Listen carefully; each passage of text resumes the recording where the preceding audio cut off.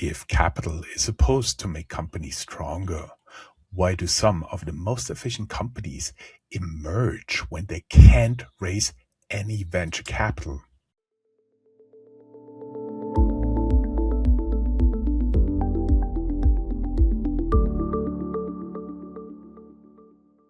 What actually determines whether venture capital creates value or destroys discipline? Today's guest sits at the intersection of venture capital, strategy, and long-term capital thinking. He is a partner at Partech VC and previously worked at H14, H14, the family office associated with the Berlusconi family, as well as the consultancy Bain.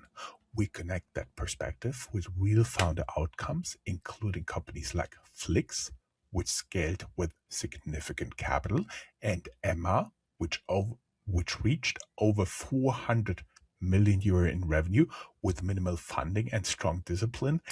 Little disclaimer, the most recent numbers are not available to me, but since they sold half of the company to a conglomerate, they are close to getting to 1 billion euros revenue. Hello and welcome everybody. Simone, great to have you here. Hi, Joe. Great to meet you, and thanks for having me. Totally my pleasure. Um, you had quite an illustrious career so far. When you look back at your own career, what shaped your philosophy on capital and risk? Absolutely. Let's take it from here.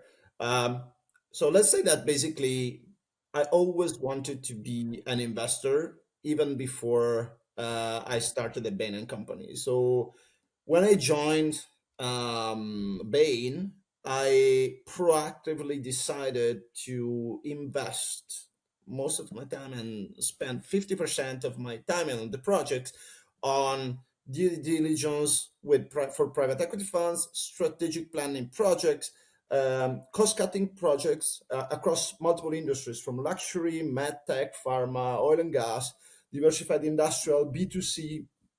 That helped me basically learning two things: how different industries work, and especially which are how a P&L look like, especially a top-notch P&L look like in each industry.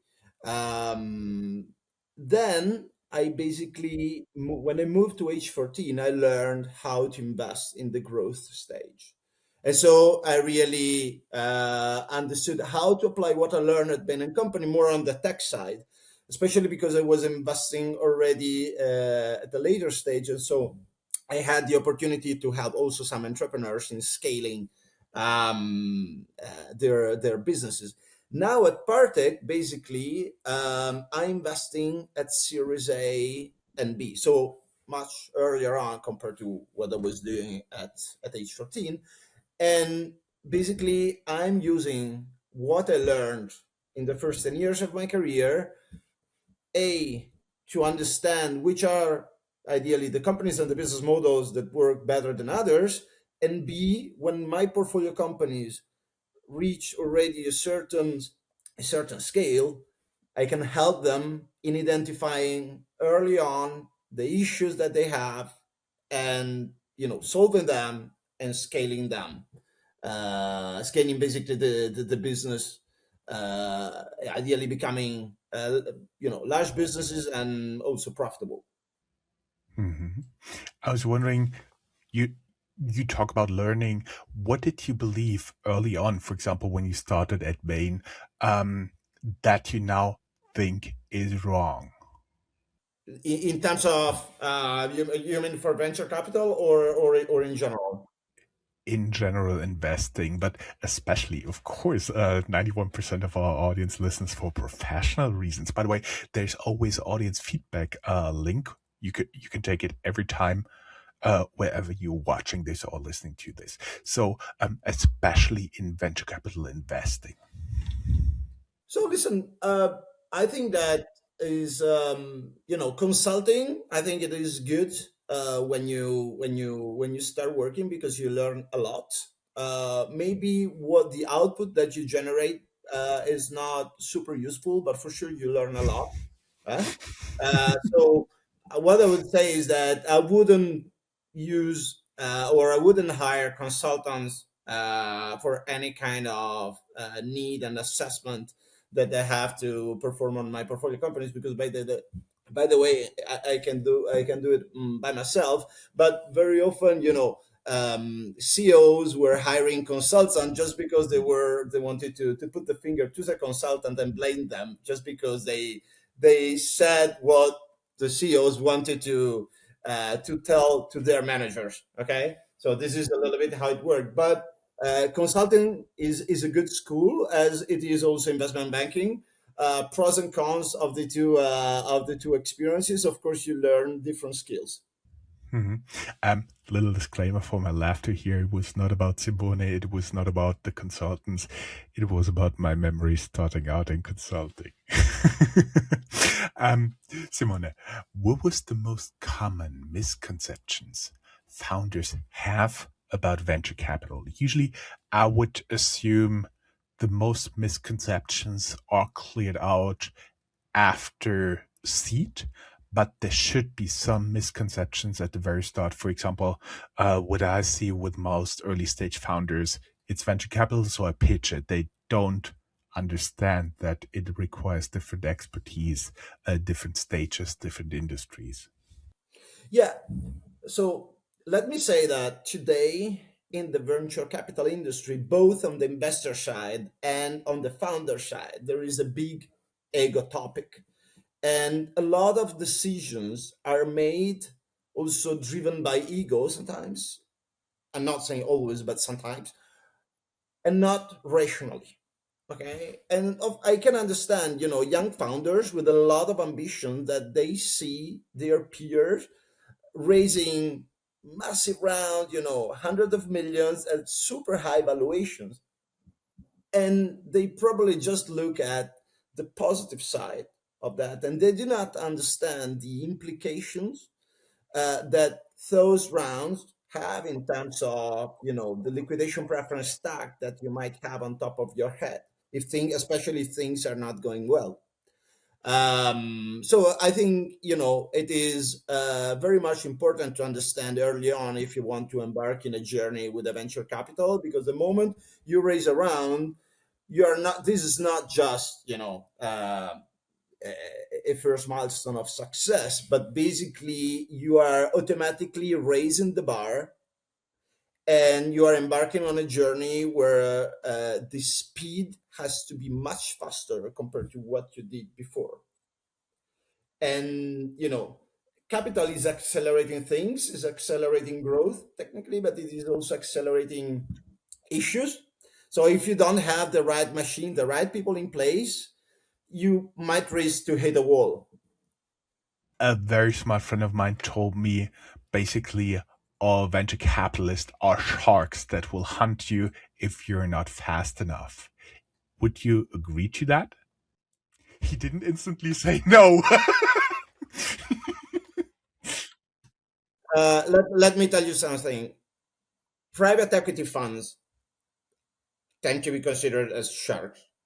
Okay, venture capital fund, I wouldn't define myself a shark when I pay very hefty valuations, okay, at entry price on a very limited traction, just because a company wants to raise a certain amount of money that is typically quite big.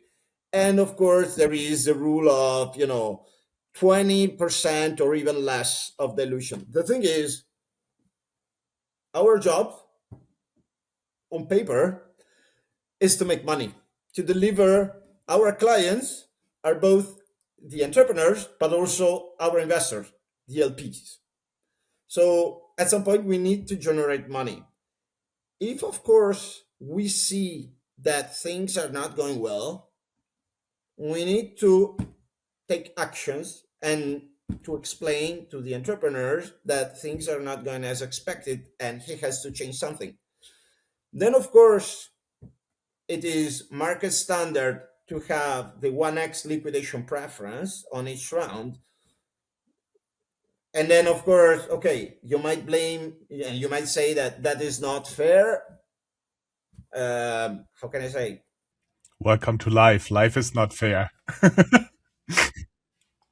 For sure, there are some funds, the very large fund that are very much power law driven funds. They tend to, invest in a high number of companies, but just to spend time on those that are going very well. And they tend to forget a little bit about those that are not going well. The other VC funds that are not focused on power law and that basically they, in a way, tend to minimize a little bit the loss ratio. My view is that they are a bit more supportive also on companies that are not performing super well, just because they want to try to have maybe an early exit and to sell the company, I don't know, to a corporate. But yes, of course, it is. I wouldn't define venture capitals as sharks, but my personal view. I still find it funny that you did not instantly say no. But we are already talking about scaling companies fast when you invest venture capital. What we say is the first sign you look for that venture capital, your venture capital will actually improve a company. Look, I think that companies are made of people, okay, and th- you know, I don't think that companies with more revenues are better than smaller companies. Companies that have a solid tier one top management are better than others. So the sign that I want to see is a willingness and ability, both things together, of the founding team of being surrounded of top talent, top managers. Because, and by the way, it is very difficult. And I understand that because typically the company is your own baby. So sometimes it is difficult, to let it go and to delegate. But it is important long term to have someone that has more experience than you and that can do things much better than you. So the ability of selecting people and then, also the willingness of hiring those people is a key point for me. Mhm, mhm. Um, what we say is a signal that capital won't improve this company. We've been talking about the human factor here. Would you say that's also the most decisive one? Probably yes, absolutely, absolutely, because it is when you have the right people in place, it is when the magic happens, right? If you don't have the right people in place, and of course not everyone is the right person for the right company, eh? But when you have the right mix of people in place, it is when, and the right culture is created, it is when you have the magic happening. We've seen companies here at Startup.io, for example, like Emma Sleep, they scaled to last available public numbers on 950 million in revenue, million euros, with very little funding. What did they get fundamentally right? So let me say first that I never had the chance to look deeply at Emma. Okay, but I know quite well that space.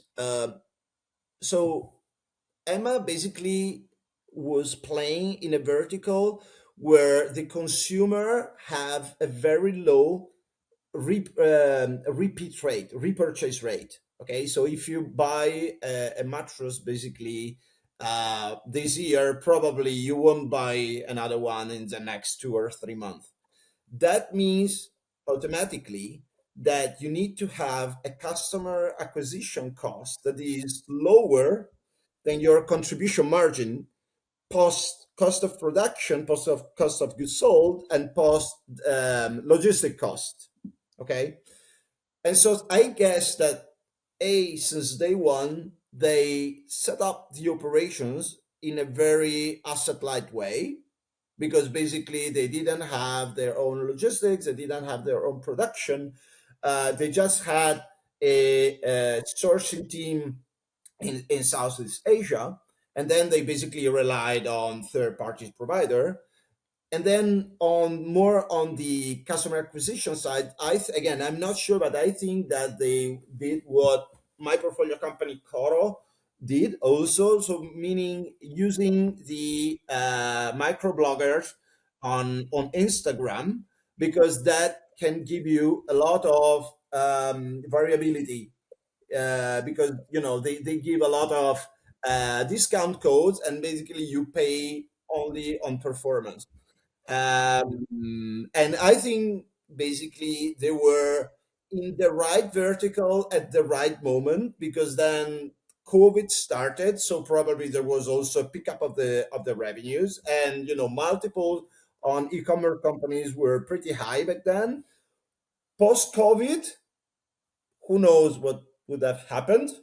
But they sold the company at the right moment, and I think that it was a massive journey. So congrats with them. Chapeau bas, as they say in Paris.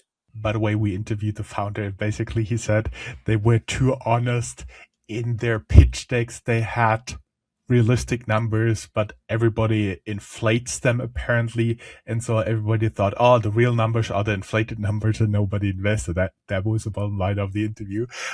But let's get back to that. If that company had raised significantly more capital early on, what would likely have broken first?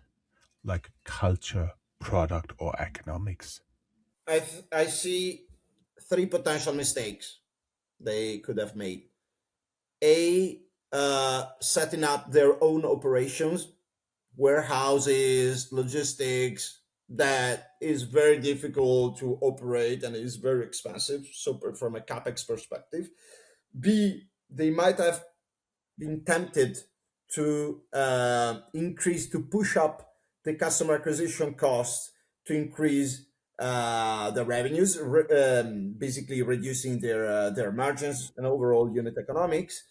And C, they might have been tempted also to hire a lot of an army of developers that for this specific business, I'm not sure they are so necessary, just because they might have been tempted to say, hey, I'm a tech company. I think I know what you mean. Like now, everything can be tech. We've also seen spectacularly that co-working is not necessarily tech. Um, I was I was wondering because I also see that here privately, in my company, you're tempted by more available funds that you ask outsiders to do more. You just try to do more. So does sometimes capital make companies worse because it removes their financial discipline? Well, the reality is that for sure. Let's start from one very common thing. When a company raises a round, there is a moment in which the founders and the rest of the team, they are so tired at the end of the process, so exhausted, because the team basically pushed hard for a month to deliver results and not to disappoint the investors that are about to invest, that they tend to, of course not always, but they tend sometimes to relax a little bit, and the abundance of capital might trigger what they call the champagne mode, meaning that you know you have abundance of capital, so you are not really caring too much whether your employees are taking on subscriptions, they're taking consulting services, headhunters, any kind of expenses. And if you don't check, if you don't have processes in place, you might have bad surprises. Also, more on the people hiring side, again, if you do not establish and design a target organization and understand which are the right roles that you need to go from point A to point B, you might end up basically over hiring a number of people that is too high and the wrong type of people. And in that sense, this is not adding value at all. This is destroying value. Because by the way, founders and existing investors got diluted with this round. So, and you're not creating value. So, this is an issue. So, this is typically what is happening when you are raising money. Not always, but when you raise too much money. What will stick to my mind for the next few years is champagne mode. I like that. Um, you've described that pretty nicely with an outside view. What would you say breaks internally first in those companies? Again, I think that the most tricky thing is going back to the hiring of the wrong people, because the when you hire, typically you realize that a person is not right for that role after 6 9 months, and after 6 9 months you have already spent a substantial amount of time on onboarding and training that person for that role, and therefore if after 9 months you need to get rid of that person and restart from scratch, re-spend money on hiring, well, I think that you might start to create a lot of friction on daily operations. So having a core group of people that are there with an average tenure that is much longer than the average is really important, because you have 1/3 or more of your employees that change every year. Start to be tough, in my opinion. Yes, like in consulting, when on average every year 20% change, it's completely common to have an I'm leaving the company in your mailbox like almost every week. Um, if I would ask you to choose what creates more long term value, is it capital efficiency or aggressive scaling? By the way, that's also very interesting, given the current scaling race in artificial intelligence. Absolutely. So let's say that when you are small, let's say sub 10 million in revenues or even five, I think you have no choice but just scaling aggressively, okay? Because you are too small to become profitable. If you start reaching 15, 20 million, I think you can have a choice. Let's start from what by defining what aggressive scaling means to me. I think I see three categories. A One is price dumping. That is basically the art of using the VC money to subsidize the price of your product to conquer market share. Okay, and this is basically very good, because later on, once you have a dominant position in the market, you can always increase the prices. B, you can flood your local market with sales and marketing in a super aggressive way, and it is basically the other side of the coin of price dumping, because on the unit economics they have more or less the same impact. But basically, if you flood the market with your sales team and marketing, uh, again, same stuff. Uh, and then basically you can go international and open multiple markets at the same time. This is really assuming you have a business model that is really exportable. These are the three measures of aggressive scaling that I think are good and okay. But the moment you see that basically to add €1 of additional revenue, you need to spend an always higher amount in sales and marketing, I think you need to stop. Now, if we go back to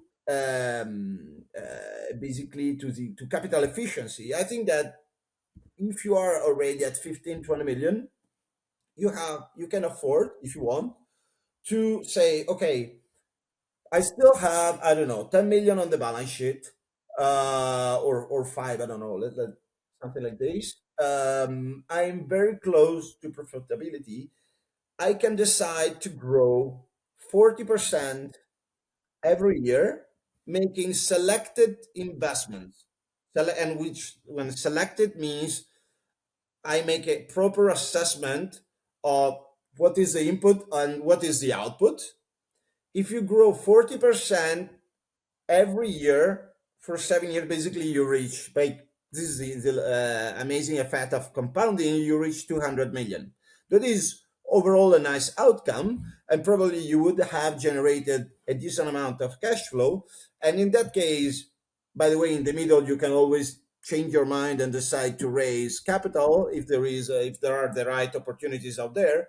But it is a nice outcome, and the overall dilution in some cases, of course, is way lower than if you raise 150 million to get to 200 million in revenues. It's a matter of personal choices. This is how I see it. Which one would you say fails more often? of course, of course, this is an easy one. Well, aggressive scaling, because you need always to be in control at each point in time. And if you have your company that is growing that fast, is going, I don't know, let's say from 1 to 50 million in revenues in, I don't know, let's say 2 years, well, there are a lot of things that you need to fix. You need to change constantly processes, people. So it is, you need really to have a proper, I think, finance department in place to make sure that you need to track everything, because otherwise you really you can really risk to go off road. Talking about tracking everything, do you think venture capital sometimes compensates for weak business models? WeWork. 100%. So there are two cases. The first one is when there are hypes. Yeah, we've seen this, like ride sharing, fast delivery, whatever is out there, right? There's always a hype in startups, right? There was quick delivery, there was marketplaces, there was social media. What else did I forget? Blockchain, um, cloud first. Uh, I could go on for quite some time. Yeah, yeah, exactly, exactly. Uh, Roll ups more recently. So of course, during a hype, it might happen that the venture capital wants to deploy absolutely into that vertical, into that model.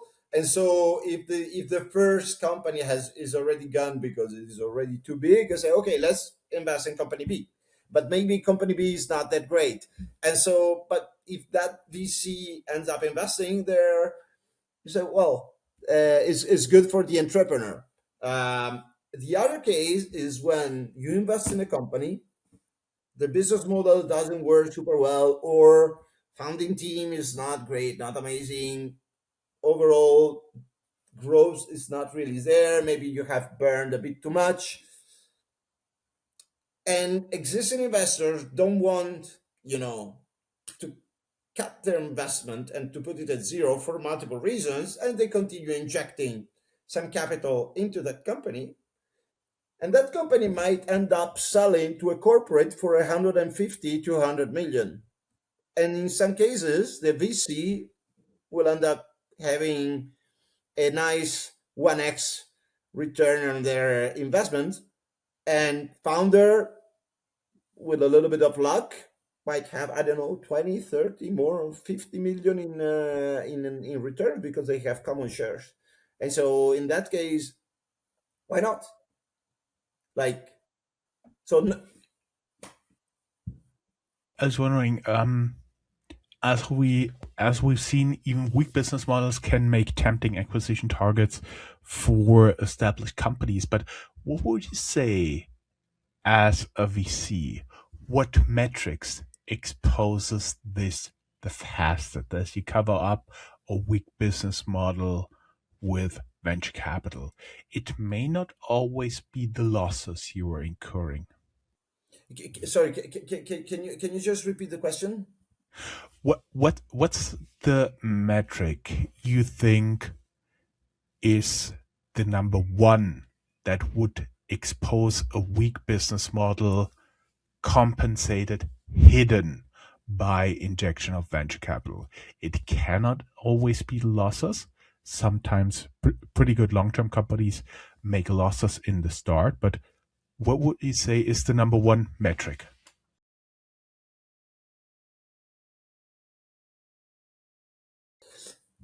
Look, I think that um, at some point, companies that when they raise too much capital, you have the ratio between capital raise and revenues that they have that start to be a bit too high, and that is not a good. This is the first signal that you see as an indicator of issues on that company. That's why in some cases when you announce a round, it is always a little bit tricky to announce the true size of the round, or to pump it a little, to be tempted to pump it a little bit to show that you are better than competitors and you have more money than competitors. Mhm. I vividly remember the dot-com boom area where traditionally your losses have been larger than your revenue. Let me ask differently. Um, where do you draw the line between necessary investments and really unnecessarily burn? Yeah. uh So listen, I think that unnecessary burn can be everything related to expenses due to lack of tracking, reporting, measurement, okay, processes in place, or budgeting choices made without having a proper assessment framework that are not in the end delivering results. Okay, so this is what I define unnecessary burn. Necessary investment to me is something that is absolutely required to protect the existence of the company in its core market, or to defend the company from external threats. For example, I don't know, cybersecurity. Okay. Everything in the middle, in my opinion, is up for discussion. Hmm. Hmm. So these are the two definitions that I have in my head. Also, picking a little bit in your on your head, what would you say is the first bad decision companies make when they have too much money? Change office. Sorry? They want to change office. Ah, bigger, more fancy. Okay, okay. They want to move to a insanely fancy office. This is part of the champagne mode that I mentioned before. They want to change office, and if you visit a company in person, and well, you say, "Wow, amazing office! Congrats!" I say, I mean, as a startup, I don't think that having an amazing office is a good sign, because I don't think, okay, I understand the corporate culture, but I mean, you are not Google. Yes, I understand. We've been we've been going over our guest Emma for some time because they grew with almost no external capital. They did have a little bit of investment. But let's go to companies we also interviewed like Flix. They required significant capital to scale. What made that justified? So maybe let me remind for the audience a little bit how the Flix model works, right? Because I think it is useful. Uh, So when they basically decide to open a new market or to launch a specific route from city A to city B, they select a certain number of local bus partners that basically allocate specific buses to work with for Flix. And same is for the driver. They have to be. They need to have the Flix branding, and basically Flix is sharing the economics with the bus partner of each trip. Once you achieve a certain utilization rate on each trip, on each line, basically, uh, Flix achieves a pretty interesting margin that I cannot disclose because the company is private. Uh, so, on overall, I think that the company has been pretty disciplined in launching new market on the customer acquisition side, because I remember when I was supporting them even on TV advertising, they were really spending very limited amount of money. They were super disciplined on that. Flix basically spent a lot of money in acquiring in asset light M&A to buy basically local players. Okay, so the big chunk of the money was used to that. They acquired Greyhound in the US, that is the iconic bus operator in the US. They opened India, Brazil, Turkey. They acquired the largest basically bus operator in Turkey. So that is where the big chunk of the money actually went.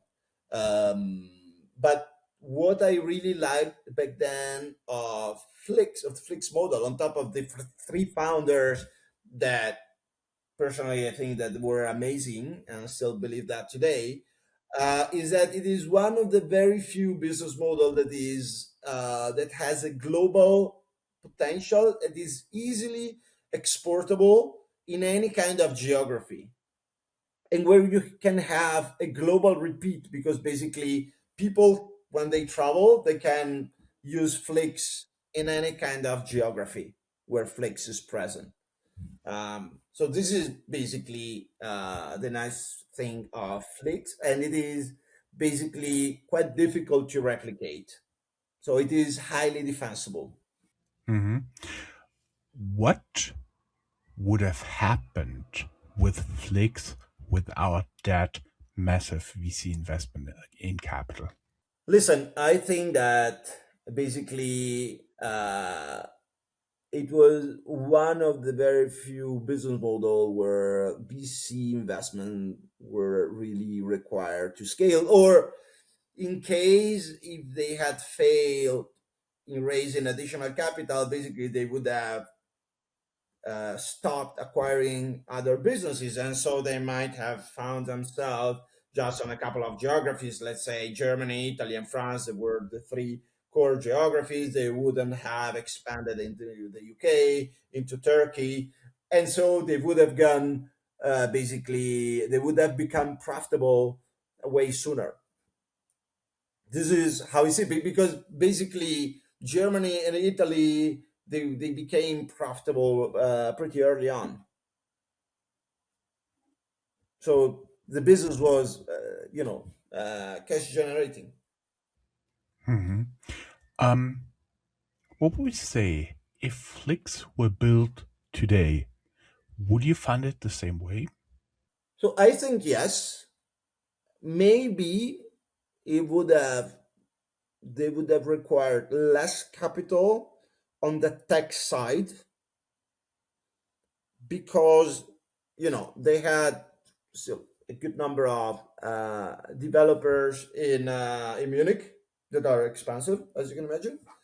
Today, with the AI that has completely transformed the way developers write code, basically they might have needed a much lower number of developers, and so the cost automatically goes down. But on the rest, I think that it was um, it was the right way of doing it. Mhm. What types of companies do you think truly need venture capital to win, and which should actually avoid it? So I think that the listen, the companies that absolutely require uh, venture capital are companies with founders that have global ambitions and where the business model has numbers, unit economics that work and that can be exported outside of your core market. Basically, where you can create a massive outcome. Uh, this is the reality. On the other side, to be a little bit provocative here, companies that should absolutely avoid VCs are roll-ups because it doesn't work. VC doesn't work for roll-ups, and actually, if you want, I can explain you why. But so con- keep in mind that every round, for sure, Series A, Series B, has to be done with in VC with 20% or more or less the standard dilution. Okay, you raise a first round, and that one is more or less okay. So seed round is more or less okay. You use the money to acquire companies that are valued, let's say, 3-4x EBITDA, and let's say that they have, I don't know, 10 million in revenues. Then, if you want to grow, because you have just acquired companies that are not growing, you need additional capital. So you raise another round. You raise another round, and of course, you don't want to dilute yourself. So you raise the bar. You just ask for a standard 20% dilution, and automatically the valuation, the multiple on revenues goes up. So you just spent, let's say, I don't know, 7-8 million to acquire 10 million in revenues, and you are automatically valued, let's say, 80 million. Okay. But down the line, if you just end up being basically a package of non-integrated companies that on the market standalone would be valued at 3, 4, 5x EBITDA. Down the line, you risk to be valued 3, 4x EBITDA. But the problem is that in the meanwhile, you raise tons of venture capital rounds that put on top of your head 1x leak pref. And so if that happens, basically you are squeezed after some time. So this is for which I would prefer to avoid that. Hmm. Guys, if capital can both accelerate success and hide structural weakness, what is the decision rule that separates the two? We're already doing 45 minutes. We'll do a second part because we are already running 45 minutes.